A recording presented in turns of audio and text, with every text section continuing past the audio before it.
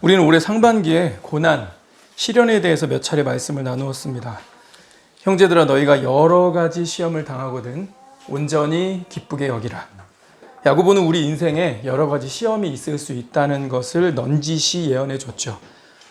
그리고 우리는 이 예언이 아니더라도 직접 간접 경험을 통해서 알고 있습니다. 우리 삶에 예상치 못한 시련과 위기들이 온다. 그런데 그때 하나님의 뜻은 무엇이었습니까? 온전히 기쁘게 여기라. 이는 너희 믿음의 시련이 인내를 만들어내는 줄 너희가 아니라 인내를 온전히 이루라. 해법은 인내하는 것, 그것이 하나님의 뜻이었습니다. 고린도 교회도 비슷한데요. 그런데 초점이 조금 다른 권면이 있었습니다. 너희에게 고난이 있지? 시련을 겪고 있지? 그러나 찬송하리로다.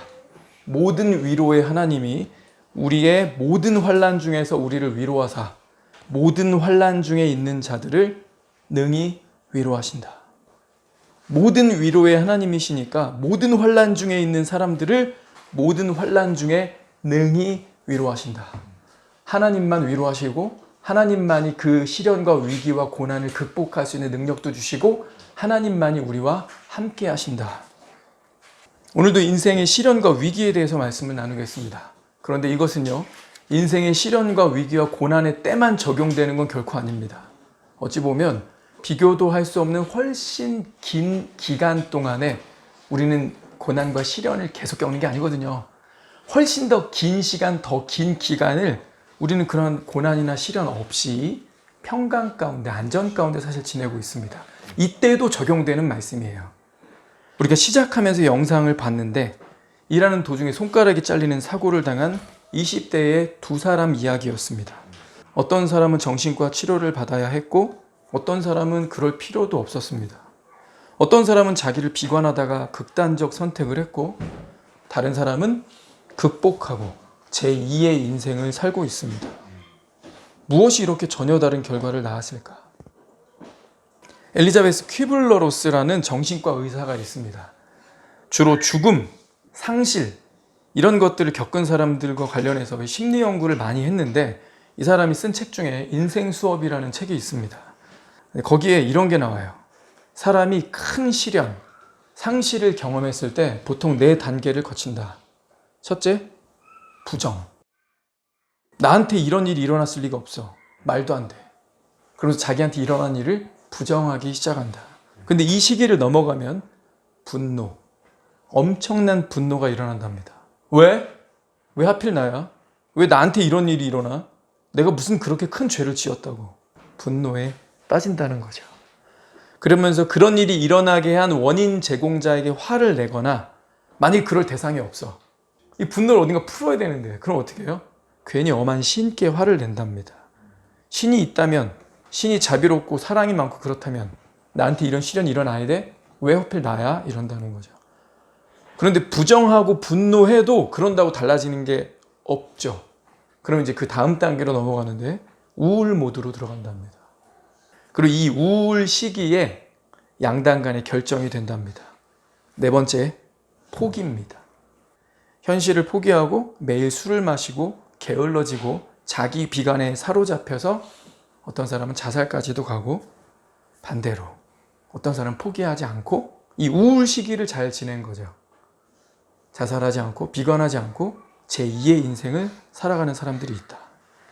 우리나라에 등록된 장애인이 작년 기준으로 250만 명이랍니다. 작지 않죠. 근데 그 중에 90% 이상이 선천성이 아니라 살아가던 중 사건, 사고로 얻게 된 장애라고 해요.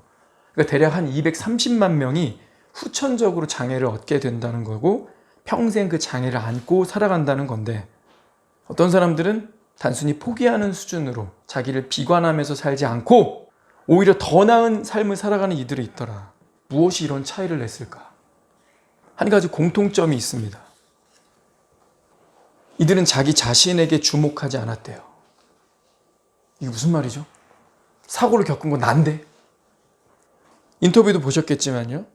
자기보다 자기 부모님 생각을 하거나요. 부모님께 어떻게 말씀드리지? 큰 상처를 받으실 텐데.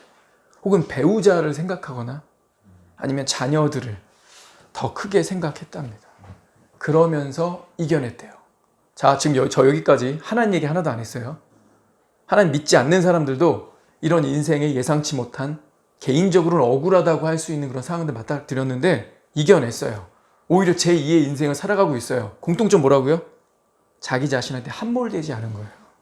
자기 자신의 문제, 나의 앞날 이런 것만 함몰되면서 나의 행복, 나의 만족 이것만 바라보고 그것만 주목하니까 자기 비관을 나오지 못하더라.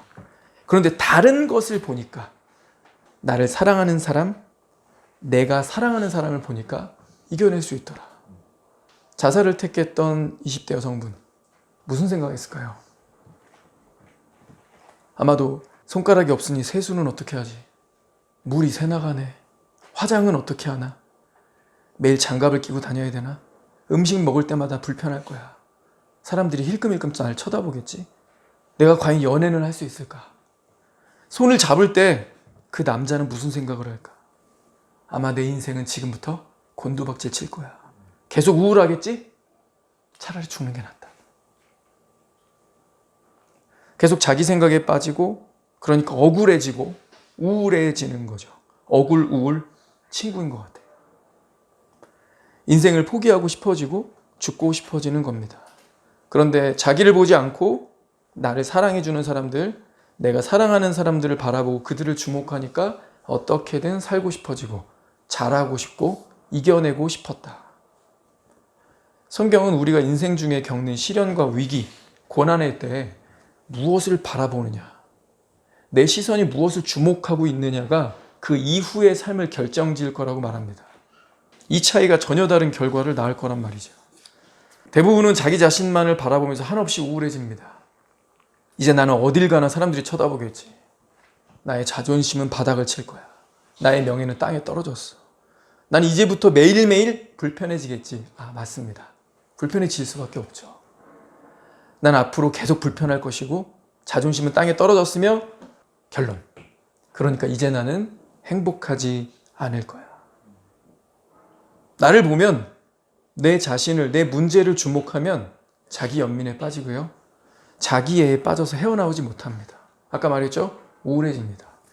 억울해져요. 그러면 침울해집니다. 성경은 한 번도 자기 자신을 주목하라고 하지 않았어요. 성경은 뭐라고 말하죠? 자기를 부인하라고 합니다. 그리고 무엇을 보느냐, 누구를 주목하느냐 이거에 대한 대답도 성경은 주었습니다. 바로 오늘 본문에 나와 있는 예수 그리스도를 바라보라는 거죠. 믿음의 주요 또 온전케 하시는 이인 예수를 바라보자. 정말 믿습니까? 우리 이 말씀 믿어야 합니다. 예수님은 믿음을 시작하신 창시자시고요. 믿음의 완성자이십니다. 우리가 믿음을 지키기 위해서 시작하셨고 완성하신 예수님을 바라봐야 한다는 거예요.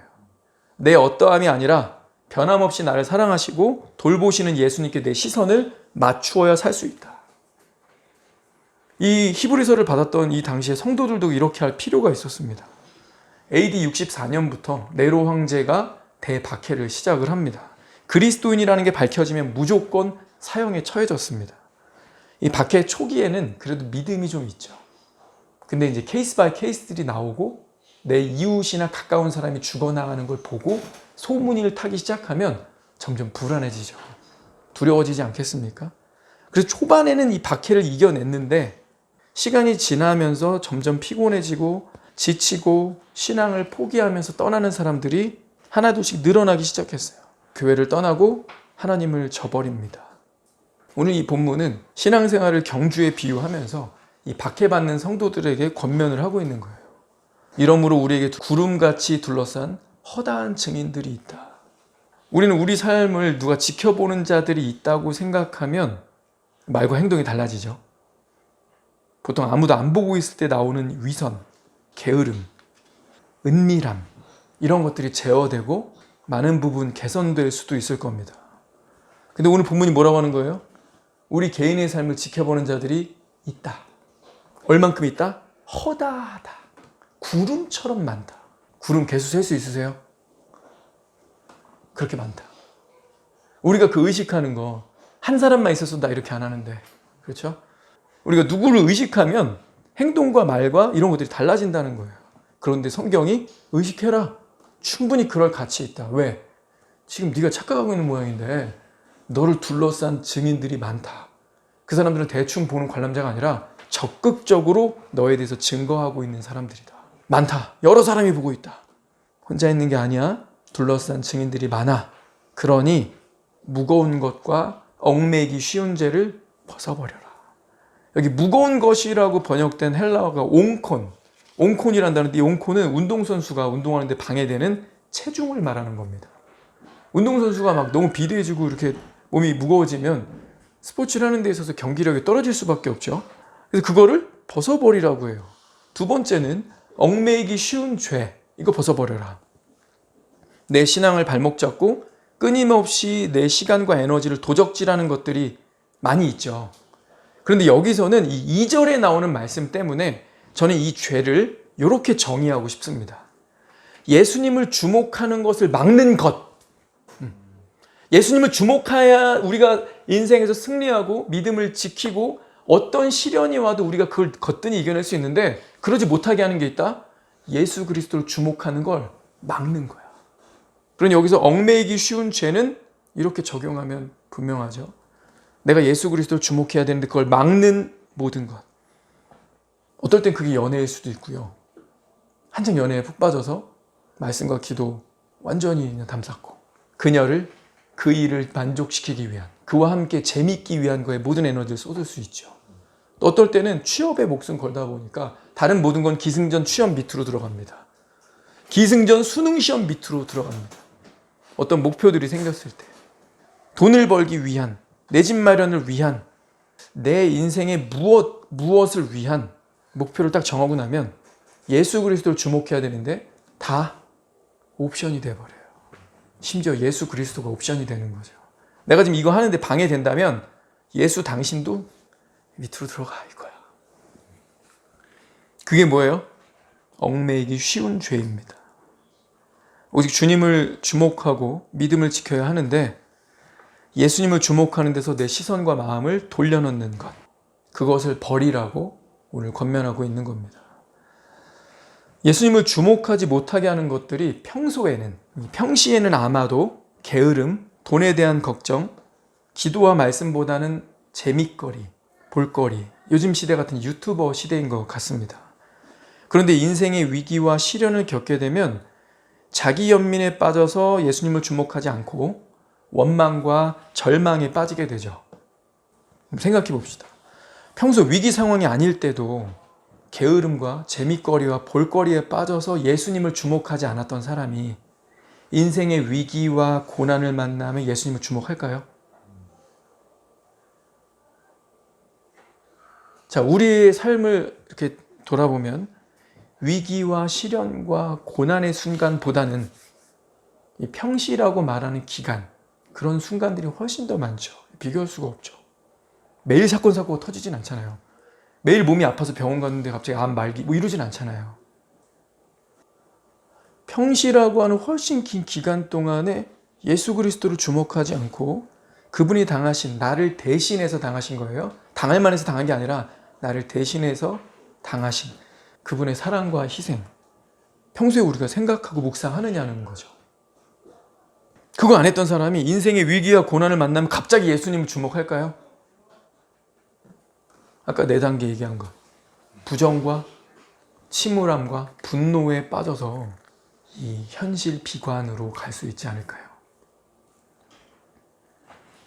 인생의 위기와 고난을 만났을 때 예수를 주목할까? 여기에 그럴 수 있다도 맞습니다. 힘든 시기에 어려운 때에 하나님을 만난 신앙인들이 꽤 많습니다. 그런데 시련과 위기를 겪으면서 떨어져 나간 사람들이 더 많습니다.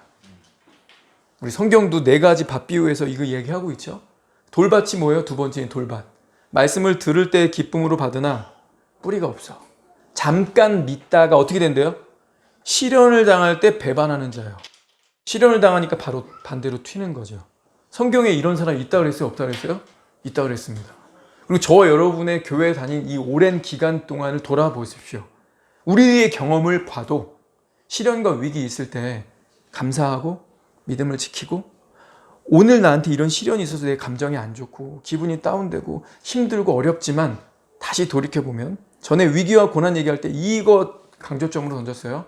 오늘 힘든 일이 생겼으면 감사해서 스타트를 해야 된다. 왜냐하면 오늘 이런 일이 생겨서 내가 힘들다는 거는 오늘까지는 없었다는 거잖아요. 근데 다시 말하면 오늘까지 근데 감사 안 하고 살았잖아요.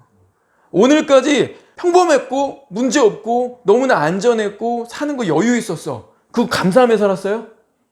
이거 안 했기 때문에 시편 46편은 그렇게 얘기하고 있는 거죠. 감사해서 시작하라고. 그 문제 터졌을 때 제일 먼저 해야 될 건 감사다. 오늘까지 괜찮았구나, 내 인생. 구원받으면 믿음이 다 똑같은 거 아닙니다. 믿음은 잘하는 거예요. 믿음은 성장한다고 성경이 말합니다. 그래서 주님이 자꾸 우리에게 믿음이 성장해야 된다고 요구하시는 거예요. 확실히 우리 믿음은 자랄 필요가 있습니다. 그래야 위기와 시련의 때에 예수님을 붙들고 살아남을 거 아닙니까? 그러니 우리 이 안전한 평소에 문제없는 이 시기 때 예수님 주목합시다. 이건 인생의 위기와 고난 때만 할 일이 아니에요. 오히려 이런 평소에 예수님 주목하는 훈련과 습관이 있어야 그 시련과 위기 만났을 때 감사부터 해야지. 요 생각이 좀 날 겁니다. 그리고 뭐해요? 예수님 주목해야지. 더욱 주목해야지. 주님이 하실 수 있어. 주님이 해결하실 거야 라는 믿음으로 우리가 살아남지 않겠습니까? 오늘 2절에 보면요. 믿음의 주요 또 온전케 하시는 이인 예수를 바라보자. 그는 그 앞에 있는 기쁨을 위하여 십자가를 참으사 부끄러움을 개의치 아니하시더니 하나님 보좌 우편에 앉으셨느니라. 신앙인의 목적 무엇입니까? 한마디로 말한다면 예수 그리스도를 닮아가는 겁니다. 그래서 예수님 외에 다른 것을 쳐다봐서는 안 됩니다. 심지어 다른 사람 쳐다봐도 안 되고요. 자기 자신을 쳐다봐도 안 됩니다. 그럼 어떻게 된다고요? 우울해지고 침울해지고 절망감에 빠지게 된다고 했습니다. 오직 예수님을 바라봐야 합니다. 우리 베드로도 예수님을 주목하고 걸어갈 때는 물 위를 걸었어요. 예수님만 보고 있을 때는 아무 문제 없었습니다. 기적의 사람이었습니다. 그런데 바람을 보니까 갑자기 마음에서 믿음은 떨어지고 어이! 그랬더니 어떻게 됐어요? 물에 빠지게 되죠. 왜 믿음의 주라고 했을까요? 우리에게 믿음이 필요한 때가 있기 때문이에요. 언제입니까? 평소에도 그렇지만 특히 시련을 겪을 때죠. 그런데 그 시련의 강도는 저마다 다릅니다. 이때 유일한 해법이 뭐라? 예수 그리스도를 바라보는 것이다. 우리 3절 같이 읽습니다. 너희가 피곤하여 낙심하지 않기 위하여 죄인들이 이같이 자기에게 거역한 일을 참으신 일을 생각하라. 고난 가운데서 믿음을 지킬 수 있는 방법은 예수 그리스도를 바라보는 것이고 그냥 쳐다보는 거 아니에요. 그 다음 뭐 같이 병행이 되어 있어요? 예수의 고난을 깊이 생각해 보라는 겁니다. 이게 무슨 의미냐면 그리스도의 고난과 독자, 이거 읽고 있는 나의 고난을 비교해 보라고 요구하고 있는 거예요. 이런 말하면 참 시련이나 위기를 겪고 있는 사람들은 싫어할 말인데 겪어보지도 않았으면서 어찌 말을 그따구로 하신다요? 뭘 안다고 그런 식으로 말을 한다요? 위로는 못할 망정 가만히나 있을 것이지. 아마 이런 얘기들을 우리가 듣게 될 겁니다. 그래서 미리 생각하라는 거예요. 미리 뭐가 해법인지를 알고 있어야 돼요. 남이 말하는 거 싫다면서요. 나도 다 아는데 안 되는 거라면서요. 그러니 평소에 말씀을 자기 걸로 흡수해놔야죠. 시련과 고난을 당할 땐 듣기 싫다잖아요. 화가 나고 감정 안 좋으니까 건들지 말라잖아요. 나도 교회 다녀서 들을 만큼 들어서 다 안다잖아요. 그러니 뭐 해야 돼요? 평소에 말씀이 내 안에 있어야 돼요. 그래야 그런 일들을 겪었을 때 전에 말씀에 이렇게 말하고 있는 것이 있었지 생각이 좀 날 거 아닙니까? 너희가 여러 가지 시험을 만나거든 어떻게 하라? 온전히 기쁘게 여기라. 온전히 기쁘게 여길 수 있는 사람 감사할 수 있겠죠? 왜요? 오늘 이 사건이 있기 전까지 나 평강했던 거구나. 아싸! 하면서 기쁘게 여기니까 하나님 고맙습니다. 오늘 이 일 있기 직전까지 제가 너무나 평강하게 잘 살았습니다. 감사해서 시작하겠습니다. 말씀이 없으면 보통 어떻게 한다고요? 자기 연민, 우울, 침울, 좌절, 억울, 분노 폭발, 남 탓할 거 없으면 그래도 어떻게 내 인생에 이런 게 생길 수가 있어? 하나님이 사랑의 하나님이시면 나한테 이럴 수가 있어? 그 사람 거기서 못 빠져나옵니다. 주변 사람들 만날 때마다 동정표 받고 싶어서 표구하러 다니게 되겠죠. 성경은 뭐라고 합니까? 그런 거 해답 아니다.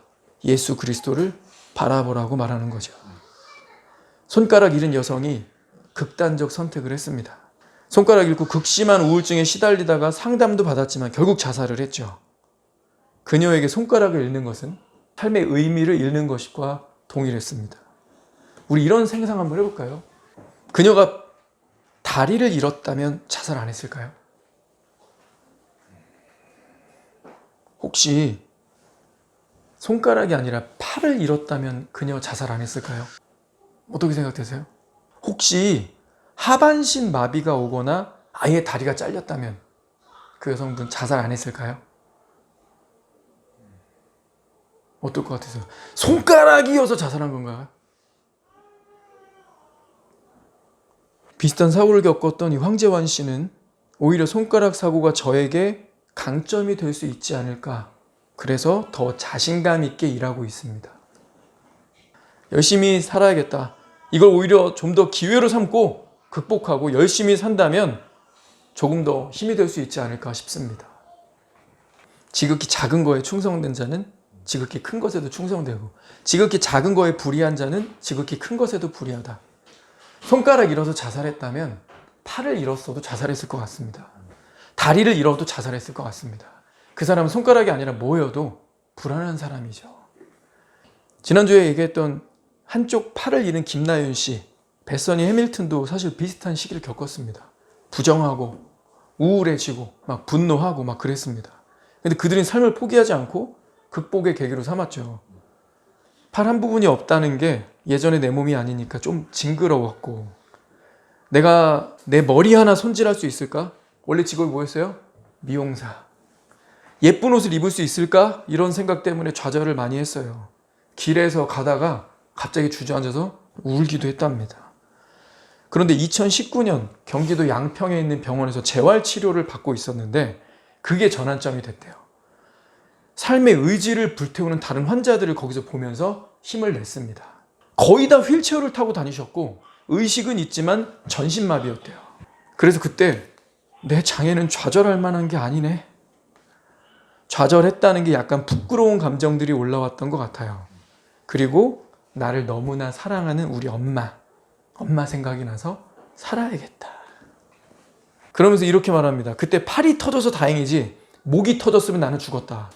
그리고 여기저기 골절이 와가지고 철심을 여러 개 박았는데 목이 안 꺾여서 전신마비 올 뻔했는데 안 온 게 얼마나 다행이냐. 이후에 김 씨는 본격적으로 운동을 시작했습니다. 원래 이 한쪽 팔만 있으니까 이 척추 측만증이 오겠죠. 이쪽으로 계속 이렇게 기울잖아요. 척추 측만증이 오니까 운동을 좀 해서 몸을 이렇게 중심을 좀 잡아야겠다를 생각을 하고 운동을 시작했는데 에이 운동한 김에 대회 출전까지 해보자. 시선을 돌리니까 해법이 보이더라. 새로운 도전, 인생 2막이 시작이 된 거죠. 이 베서니 해밀턴도요. 사고 난 다음에 한 달 만에 다시 보드를 탔어요. 그러면서 아빠한테 나 이번에 주에서 하는 대회 나가고 싶다고 합니다. 그래서 열심히 연습을 했는데 주 대회에 나갔는데 막상 나가니까 주눅이 들고 위축이 된 거예요. 그리고 그 경기에서 완전 그냥 바닥을 쳤습니다. 파도를 타지 못하고 파도에 계속 그냥 물만 먹고 나오고 나서 아빠 다 끝났어 안 해. 지나가는 아이들이 사인을 좀 해달라고 하는데 사인보다 더 중요한 게 있어. 더 좋은 거 줄게. 이러더니 자기가 평소 아끼던 그 비싼 보드 있죠. 지나간 애들한테 보드를 나눠주고 아빠 그만 나 이제 포기 안 해 하고 가버립니다. 포기하고 절망에 빠져 있었는데 선생님 저 태국 봉사활동 가고 싶어요. 태국을 갑니다. 2004년 태국에 쓰나미 사건이 있었죠. 우리 한번 영상 본 적도 있는데 이 태국 쓰나미 사건으로 가족들을 잃고 시리에 빠져 있는 사람들을 거기서 본 거예요. 그 전까지는 자기가 한 팔을 잃은 것이 자기가 모든 걸 잃었다고 생각을 했는데 거기 가서 어린 아이들을 막 보니까 부모님을 잃었어. 집도 잃었어. 얘는 이제 어떻게 살아야 되죠? 갑자기 나보다 이 아이들 생각이 나는 거예요. 시선을 돌린 거죠. 나는 이 봉사활동 2주 끝나면 집으로 가는데 나는 나를 너무나 아끼고 사랑해주는 아빠 엄마가 계시고 집도 그대로고 차도 그대로고 오빠 2명 항상 든든한 후원자 다 있는데 그때 그런 생각이 들었대요. 나는 팔을 잃으면서 내 인생 모든 걸 잃었다고 생각했는데 아니었구나. 내 인생 전체에서 그냥 8만 잃은 거였구나라고 생각이 바뀌었답니다. 그러면서 아빠가 했던 말이 생각났대요. 아빠, 나 끝났어요. 왜 이런 일이 저한테 생기는 거죠? 왜 저는 모든 걸 잃어야 하죠? 아빠 말, 모든 걸 잃다니 말도 안 돼. 우리 딸, 상어 공격에도 넌 살아남았지 않니? 그리고 널 사랑하는 가족들이 있잖아. 아무것도 달라지는 거 없다. 희망의 빛을 발견한 거죠. 우리 인생에 크고 작은 위기와 시련들이 온다고 성경이 말했죠. 어떤 건 내가 자초한 것도 있고 그렇지 않은 것도 있습니다. 자기 연민에 빠지고 그리스도를 주목하지 않는 것, 자기 비관하고 감사를 잃어버리는 것, 더 이상 나는 행복하지 않을 거라고 생각하고 생명을 버리려고 하는 것. 근데 그때 주님이 우리에게 뭐라고 말씀하십니까? 성경은 자기 자신을 주목하지 말라. 너의 생각을 버리고 여호와께 돌아오라. 그리하면 불쌍히 여기시리라. 그러면 네가 살리라. 그리스도를 떠나서 내가 알아서 한다. 그리스도를 주목하는 게 아니라 그분께 듣고 배우고 따라가는 게 아니라 내 길을 간다. 그리스도에게서 시선을 돌리는 그 순간 바로 죄가 시작됩니다. 자기 연민에 빠지고 고통은 배가 되고 문제는 아마 더 커질 거예요. 그리스도를 주목하지 않는 것, 이것이 바로 죄입니다. 우리는 이 사람들처럼 장애가 온 건 아닙니다. 그러나 비슷하게 우울함을 경험하고요. 억울하다는 감정을 느끼면서 교회 다니고요. 살아가면서 감사치 않고 불평하는 때가 옵니다. 장애가 얼만큼 극심한 시련과 고난을 당한 사람이나 평범하지만 이 가운데서 감사를 잃어버리고 불평하고 우울해하고 있는 사람이나 주님은 이 모두의 공통적인 해법을 무엇을 주신 거예요? 그리스도를 바라봐라. 네 자신을 보면서 자기 연민에 빠지고 우울에 빠졌던 곳에서 억울해하면서 감사를 잃어버렸던 곳에서 스탑. 눈을 들어 그리스도를 바라봐라. 우리가 실수하는 게 있어요. 그리스도 바라보라고 하면 그분은 하나님이시잖아. 그리고 그분은 과거에 다 당하시고 이미 끝나서 이제 막 보좌에 올라가 계시잖아. 나는 지금이라고. 난 지금 현실인데 지금 내가 괴롭다고. 근데 무슨 과거예요? 그것도 하나님이신데 예수님 바라보라는 거야 지금. 아닙니다. 오히려 역발상이 필요해요. 다시 생각해 볼까요? 그러면 지금 바로 이 현실 지금 내가 힘든데 요 직전까지 뭐 했어요? 요 직전까지 그리스도를 바라봤습니까? 솔직히 주님 생각 안 하고 살잖아. 평범하고 쉬우면. 만만하면 주님 생각 안 하잖아요. 그래 주님도 똑같이 말할 수 있는 거죠. 네 논리대로 내가 얘기해 줄게. 그래 지금 너 힘들다는 거지. 근데 나의 고통은 과거라는 거지. 근데 너 과거 동안 내 생각 안 했잖아. 그러니까 지금이라도 내 생각하고 나를 주목해라. 그럼 답이 나와. 다시 일어날 수 있는 힘을 받을 수 있어. 바로 지금이 우리 주님을 생각할 타임입니다. 오늘 굉장히 간단한 해법, 우리 인생에 찾아오는 굉장히 큰 시련 혹은 그런 거 아닌 평시에도 우리가 적용하고 순종해야 될 아주 간단한 것을 배웠습니다. 주님을 주목하자. 예수 그리스도를 바라보자. 그런데 오늘 우리가 세상 사람들에게서 발견한 건 뭐였어요? 하나의 원리는 동일했습니다. 자기 자신을 바라보고 자기 문제에 빠지고 자기 연민에 빠지니까 망하더라. 다시 일어날 힘을 받지 못하더라. 시선을 돌렸죠. 주변을 본 겁니다. 내가 아니라 나랑 비슷한 일을 겪은 사람들 혹은 나보다 더 심한 사람들을 보면서 시선을 돌린 거죠. 자, 이거는 세상 수준입니다. 세상은 하나님이 없기 때문에 그들에게는 야, 너만 힘든 거 아니야. 야, 다리 없는 사람도 있어. 팔 2개 없고 다리도 없는 사람이 있어요. 이거 어떻게 살아야 돼요, 진짜. 진짜 기가 막힌 아저씨 이따 나올 겁니다. 근데 그분은 아저씨라서 나한테 상관없다고. 난 20대인데 그 아저씨 인생 다 살았잖아. 아니요, 그분 22살에 그렇게 됐더라고요. 근데 지금까지 꿋꿋하게 살고 있는데 멋진 분이 되셨어요. 아, 이거구나. 나 보지 말고 주변을 보고 내 시선을 돌리고 막 봉사활동 푸켓 이런 데 가가지고 훨씬 열악한 환경에 있는 사람, 진짜 다 잃어버린 사람들을 보면서 동병상련 위로 다시 살아날 힘을 얻자. 이게 뭐라고요? 하나의 방법인데 세상 클래스. 하나님의 백성들은 클래스가 다르죠. 여러분, 동병상련일 사람들 쳐다본다고 해서 정말 모두가 위로를 받습니까? 그렇지 않던데요. 야야야, 이거 봐라. 넌 팔 하나만 없는 거야. 두 팔 없는 사람도 있네. 야, 다리 없는 사람도 있다. 그럼 아, 그랬구나. 내가 잘못 생각했구나. 이러면서 우리가 보통 일어나나요? 그렇지 않던데요. 진짜 해법은 그리스도를 보는 거예요. 그러면 클래스가 어마어마하게 다르고 갭이 다 달라도 모두 일어날 수 있습니다. 왜냐? 모든 위로의 하나님이시니까. 아멘입니까? 아멘. 우리 이 주님 바라봅시다. 상대평가도 하나의 위로가 될 수 있겠지만 그것을 넘어서서 어떤 갭이 있는 사람일지라도 어떤 시련과 위기를 당한 사람일지라도, 그런데 오늘 여기 하나 포함시키자 그랬죠? 평시에도, 훨씬 인생이 긴 기간이니 평시에도 우리를 능히 위로하시고 우리의 모든 문제를 해결하시며 우리가 믿음을 지킬 수 있게 하시는 그리스도를 바라보자. 그리고 그분을 생각하자. 기도하겠습니다.